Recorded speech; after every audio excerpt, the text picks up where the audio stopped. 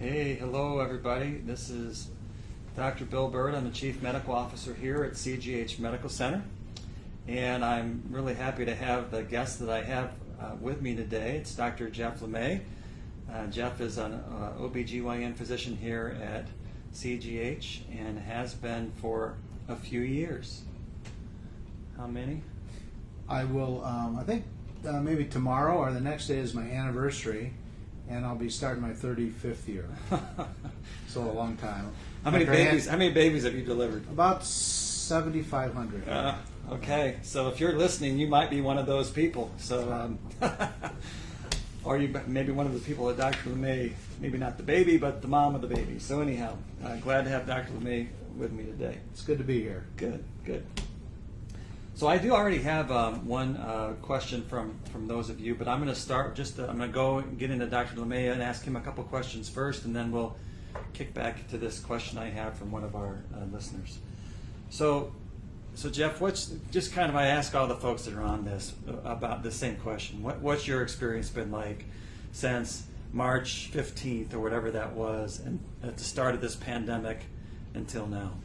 So my experience has been sort of disbelief, and I thought I had the answer every day, only to find out that every day that I tried to think how this was going to go, that it didn't go that way.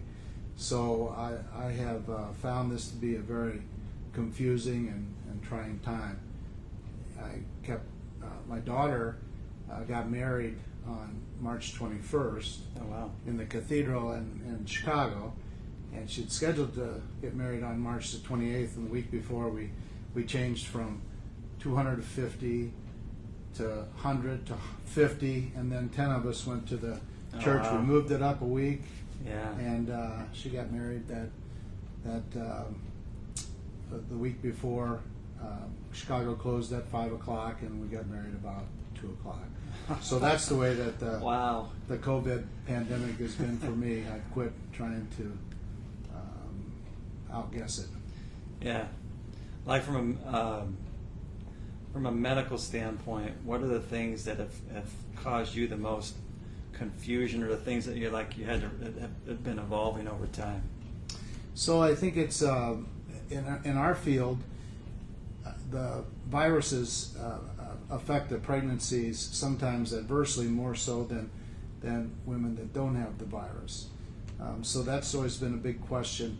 It seems that this virus hasn't seemed to do that, but just last week they came out and said yes, it does. So we're still in a flux as far as how that goes, and as far as how to if there's a vertical transmission between the mother and the baby, passing it down to the baby, that's still up in the air. At first we thought yes, there was, but now it seems to be maybe it is, maybe it isn't. So trying to work through that has been difficult. It does, from what I've read, it's not maybe quite as profound as the Zika thing was. Correct. No, it seems to be, doesn't seem to be. And as far as prenatal issues, as far as growth or problems with preterm labor, it doesn't seem to adversely affect those things. I think pregnant women their blood tends to get thicker. Hypercoagulability is the fancy name, and this virus has that tendency. Have you seen that at all in terms of your patients? Well, so far we're just we haven't seen a lot of the virus, so we haven't seen that really yet. But the literature all reflects that. Consider anticoagulation just for normal patients and normal deliveries. Yeah. So Jeff, what would you say your biggest concern right now is with this pandemic?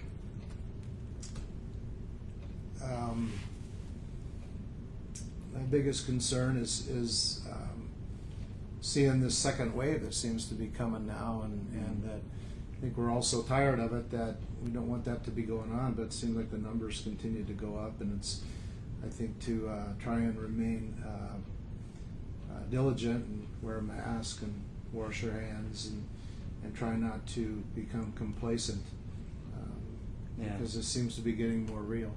Yeah. So like in our county, I just sent something out to our medical staff today. In our county, it's not it's been pretty good, but it's ticked up a little bit, right? I mean, I think we went from like 0.9 cases a day 2 weeks ago to now we're 1.4, and in the hospital here, we went like 2 weeks or 3 weeks without someone in the hospital, and now we've had, I think we're down to 1, but we had like 3 people that were here that had COVID, so it's ticked up. And you go to like Dane County and Madison, they went from like 17 cases a day 2 weeks ago to 100 cases a day now. Is that right? Wow. Yeah, even the Quad Cities went from like, I can't remember what this morning, but it was like maybe like 3 cases a day 2 weeks ago to like 31 cases a day now. So around us, I'm with you. That's kind of still that concern. I think as we become more mobile, we're going to see more Yeah, people coming from other places, and yeah, but we seem to the way the emergency room and the floors and the ICU and everybody has worked. We certainly seem to be handling it. Oh yeah, I mean, I think like here at the hospital we've done a good job. My concern, and yours is too, is that folks aren't smart about this, and they'll continue to be smart about it. I saw in the news today that we're as good as our most least concerned person is in Yeah. the community. Yeah, we're as good as our least concerned community member. Yes. Yeah. Let me throw out a question that came from before we even started our conversation, Jeff. So it says, how do you feel about the safety of churches and reopening and not requiring the congregation to wear face masks? I think that we should wear face masks at church or when we're out. I think the churches, or at least our churches, has been over the top on being safe, and I think that wearing a face mask, social distancing, I think we're safer there than we are going to the grocery store or to the Walmart, and those places have been pretty good so far. So I think it's fine to follow the whatever your church's guidelines are, and those guys have, I think, a lot of overthought it, and I think it's a safe place to be as long as we follow the directions. Yeah. Now to the question, if there are congregations where face masks aren't being worn, gosh, I would, just before I came here, I read because I knew the question in advance. I reread the IDPH guidelines on places of worship and those kind of things, and they're pretty clear about wearing a face mask. So, to me, I think it makes sense to wear a face mask in that kind of situation. Here's my logic. In outside of IDPH, Jeff, I am not a theologian or anything, but if I remember right, there's some verses in there, and the question, if you're a Christian churchgoer, I think they asked Jesus, what are the most important commandments or something like that, and I don't know the exact verses, but one of them is love the Lord your God with all your whatever heart, soul, and mind, and number 2, love your neighbor as yourself, which I think he broadly defined as basically everybody.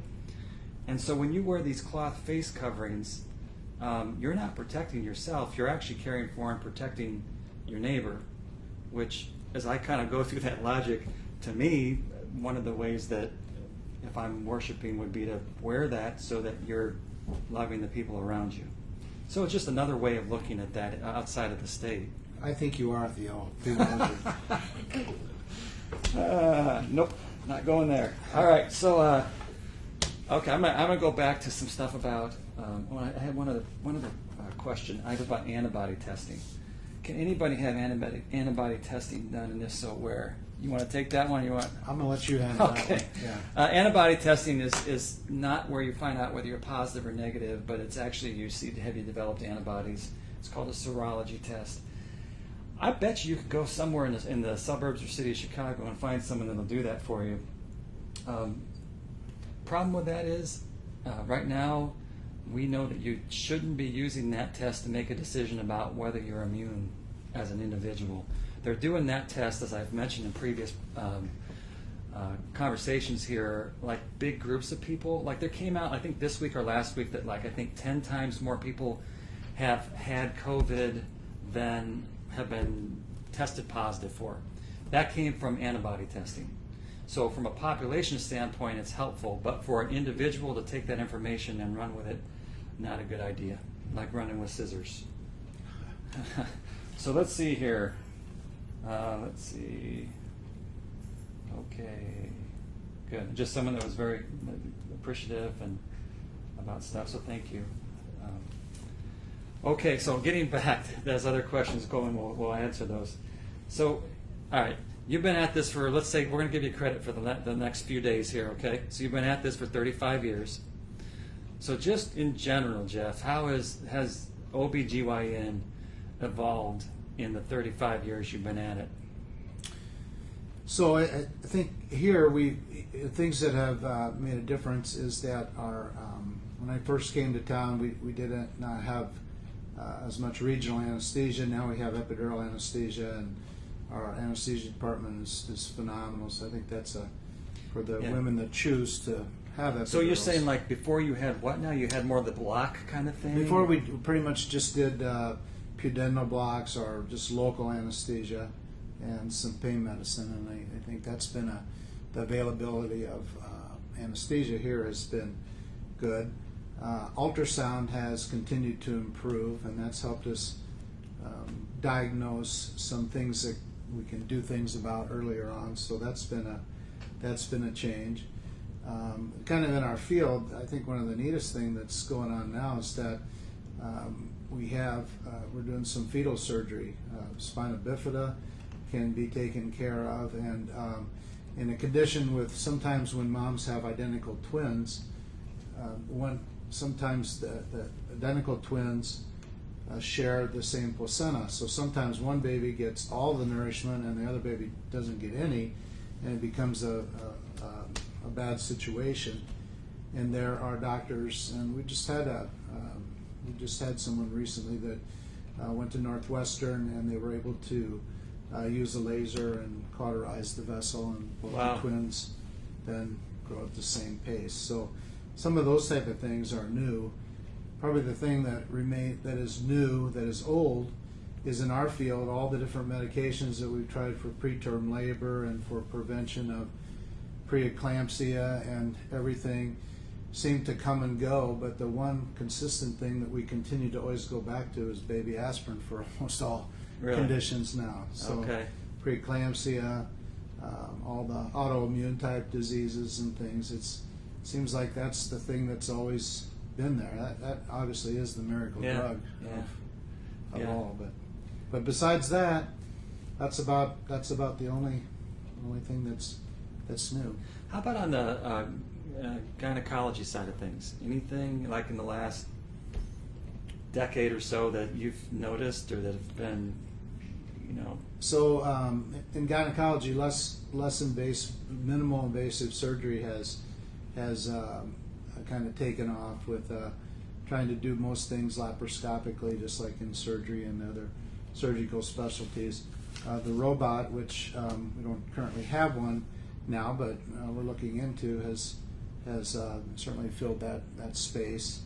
And we have office procedures now that we can do for heavy vaginal bleeding. We use a product called Mirena intrauterine device that can stop heavy bleeding and has cut down on the amount of surgery. Yeah, I remember you saying that it seems like there are fewer hysterectomies now because you can do some things that you used to not be able to do. Yeah, so with treating bleeding problems, heavy bleeding, we can do that usually with that in the office, or with the surgical procedure called hysteroscopy and MyoSure, which is a little suction cutting device that we can remove polyps and fibroids and things from inside the uterus and spare having to take the uterus out. Good. Okay, a couple other questions from our listeners. If you wear a mask but the person you are talking to doesn't, how much of a safety issue is it? It is. So, so that when you're wearing the mask, those cloth masks, you're protecting the other person more so than you're protecting yourself. So if the other person is not wearing that mask, then you're not getting tons of protection, maybe a little bit from the mask, but not like a whole lot. So that's why it's really important that when we're in these kind of situations where we're together, for both people to wear that mask as much as we can. And I know that some folks don't. And here in the hospital, we're insistent upon that. Other places, I don't have a great answer other than I can tell you the answer is that you're not as protected, and just trying to avoid those situations and those folks as much as possible is probably the direction I would go. I agree. Okay. This is a question about one of our exam areas where we do some testing and wondering about vinyl fabric versus upholstery And to be honest with you, it's a good question. I will look into that. There was a question about one of our areas where we have people, they think we have upholstery. So I will definitely look into that. So thanks for the listener who brought that to my attention. Write that down. Okay. Good. So good. Let's see what I had next on my list. Oh, I always ask this too. So speaking of trying to keep folks safe, and this question was about upholstery on some of an area, a waiting area. Can you kind of talk through in your office what is in place to try to keep the women and your staff and yourself safe? Okay, sure. We obviously we have a check-in process at the clinic, and I'm sure you've talked about that a lot. And then we try to social distance in our waiting room. We've got it set up so that we do that. One of the things that we've changed is we've taken out a lot of the brochures from in the offices, and we use what's called a peri-pad on each exam, and then everything is wiped down in between. We all wear masks, and that's about what we do in there. Seems to be working nicely. Yeah, when I've been up there and look at your lobby area, it looks like people are spaced out. All your staff wearing masks, and do you guys have that clean and dirty rooms signs? We do. Yeah. Okay. We have, of course, in our field, we've had that always. So that's not a new thing. True. Yeah. Okay. Yeah. All right. So I asked the surgeons this. Do you have a favorite procedure that you do? I don't know that I really have a favorite. I mean, they all have. It's always fun when you do a procedure and the outcome makes a big change in the woman's life, and there's a lot of procedures that we have like that. It's always fun to do a C-section and to get to be involved with that, just like doing a delivery. But the nice thing about gynecology is we do a lot of different types of procedures. So we have several procedures that we can do in the office and in the operating room. So I really don't have a favorite, but my favorite are the ones that the outcomes are good and make a big difference. Yeah, I hear you. All right, so here's another coming in from viewers here. I wish you could shout that from the rooftops to wear a mask. Wears a mask. Yeah, I hear you. We're trying without shouting to make that very clear. If I wear an N95 mask with a filter, will that protect me, others, or both? I'm going to go with that one and just say yeah. So an N95 is different. So an N95 actually does protect others, but it also protects you. So if you're wearing an N95, it's going to 95% of the particulate matter. I think that's why it says right. 95.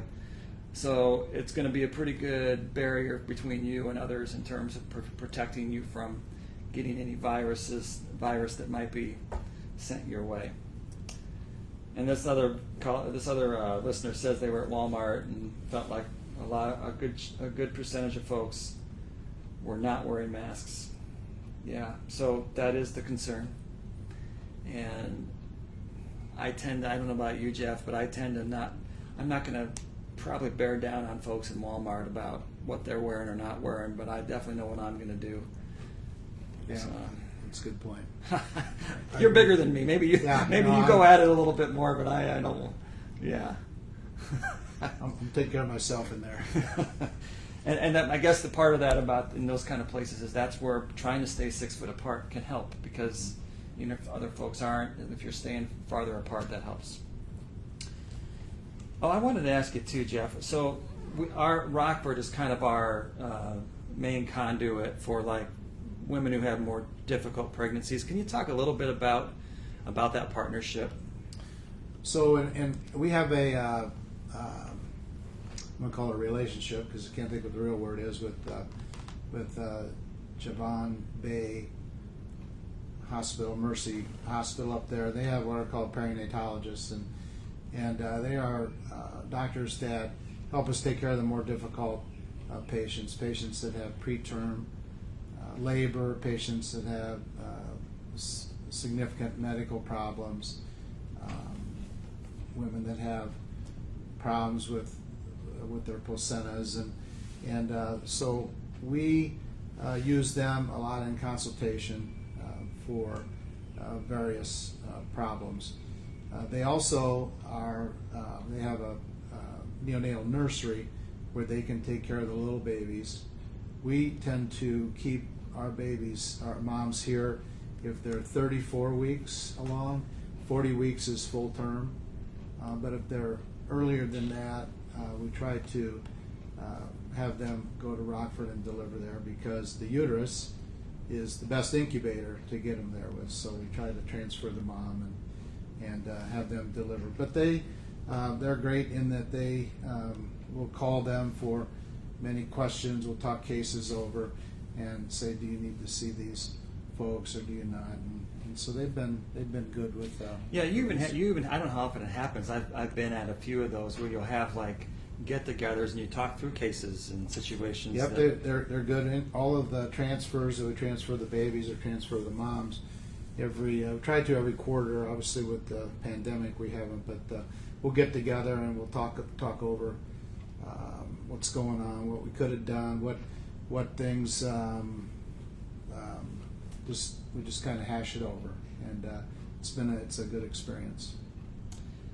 Okay, so I kind of know some of this story, but I still want to ask you, Jeff. So, kind of tell me what led to you to a career in medicine, and then what led you towards the OBGYN route in medicine?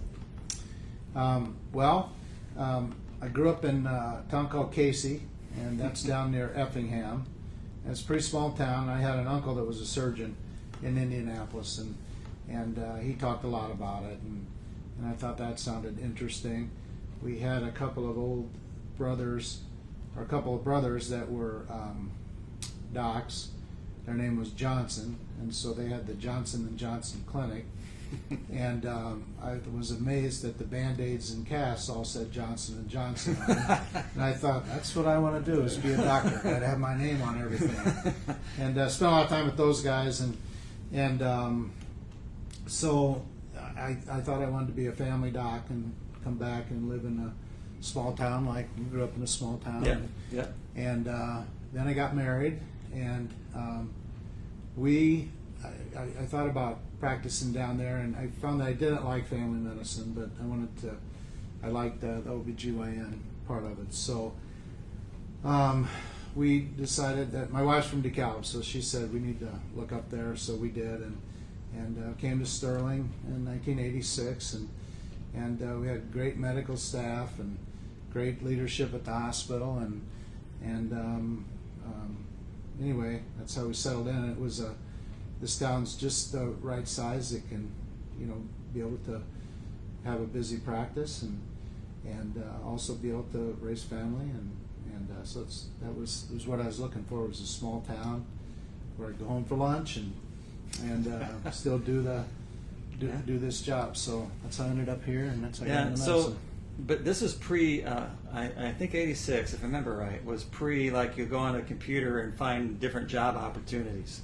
So how did someone reach out to you? How did you reach out to them and know? Well, we wanted to get close to the DeKalb, so we kind of drew a circle around that. And I did get a recruiting call when I was trained in Peoria. Okay. And I got a call from someone and said, "What about Sterling?" And I said, "Well, where would that be?" And I didn't even know. And so, it's just up the road. Yeah. And that's how we did that. But we looked all around at all the different towns and things around. And Good. It wasn't on one of my questions, but I have a feeling a streak of yours was broken this year. You mentioned that uncle in Indy that was the surgeon. yeah. So you had gone. Was that broken this year? The Indy 500 thing?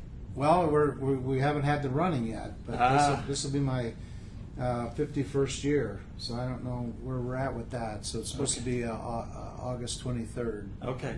and still kind of up in the air. All right. Yeah. So, and how far? Casey's how far from Indy? It's probably maybe 80 miles, 90 miles. Okay. All right. Yeah. Not too much of a jaunt to make it there. Yeah.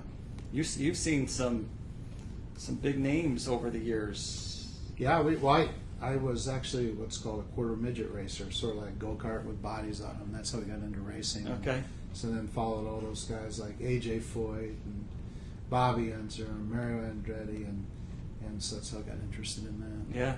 Yeah. You guys, you big time camp out and have the whole, make a weekend of it. Yeah, it's everybody seems to want to go. All 7 kids and their spouses. Camper gets pretty small in that situation. Yeah. I would go down the path of a line from Chevy Chase Christmas Vacation, but I Pretty much, just like that. All right. Okay. So, I think one of the things I sometimes will ask is like, what kind of issues and things do we address here? So, like, in terms of particularly gynecology, what are the kind of things that we handle here at CGH? Or are there? I know there are maybe some limited things we don't, but in general, what kind of stuff are we taking care of here? So we do pretty much most stuff except for the advanced pelvic surgery with GYN cancers. There is a type of physician in our field called gynecologic oncologist, and we refer most of our cancers to them. Probably some of the pediatric gynecology surgery we don't do. And yeah, that's about it. So basically everything except that kind of. Yeah. Okay.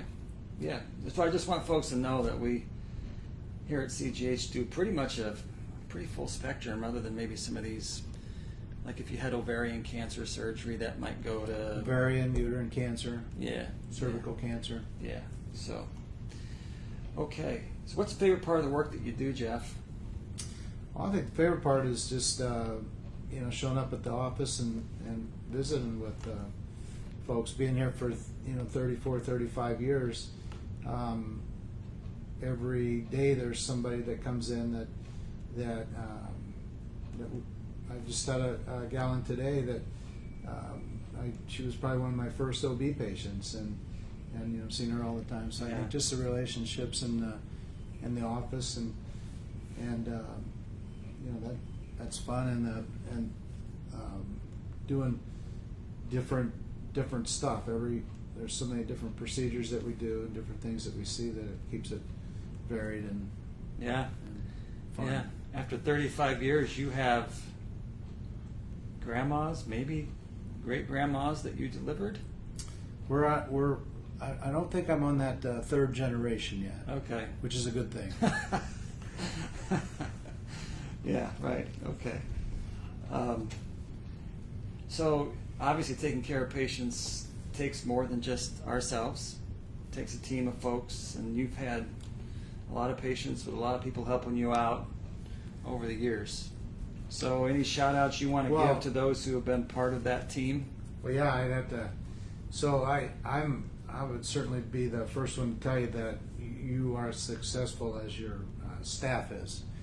and I've been blessed because I've had pretty much the same staff for a long time. So yeah, my nurse Kim and Tina and Cindy and the first nurse practitioner or physician assistant here is Meredith Johnson, and she's been with us for a long time, and our lead person, Amy Frankie, has been our receptionist for, I think she came with the department, and she's stuck with us, and she certainly makes. She started, I think, when she was a teenager. Just to be clear, right? Yeah. Okay. Yeah. Yeah, she makes it work, and our other receptionist Brittany has been with us, and then my partners, Dr. Almasi, and our new partner, Dr. Bowman. She's been a big addition to the department. And a year ago, we added a nurse midwife, Lori Buckman, who's a longtime nurse, and she's done an incredible job and has developed a big practice. So we have a lot of positive things going on in the department, and certainly a lot of other people in the department too. But those are, we've been lucky. We have a lot of longevity, and what I notice is when we get our our star ratings back, I seem to be second fiddle to the nurses and everything on comments. And in fact, I just showed them today that I said, look at this. If I didn't have you guys, I'd be the lowest scoring guy around. But I've been real blessed with that. Good. I think you've had some folks here on the hospital side that have probably been here longer than you've been here too. Yeah. Shout out to the OB staff. We a lot of just over the last probably 5 years, we're starting to get a little bit of turnover, and we're getting some new fresh faces in the department. But we still have some people that's been there for a long time, and you can't beat experience, and the experience that our experienced nurses have passed down to the new gals. It just is. It's been a seamless situation, and same thing in the operating room. It's people that we're around. We've been. It's been a constant, and it's been good. Everybody seems to most of the time be glad to see each other, and they're always glad to see you, I'm sure. Well, of course. Yeah. All right.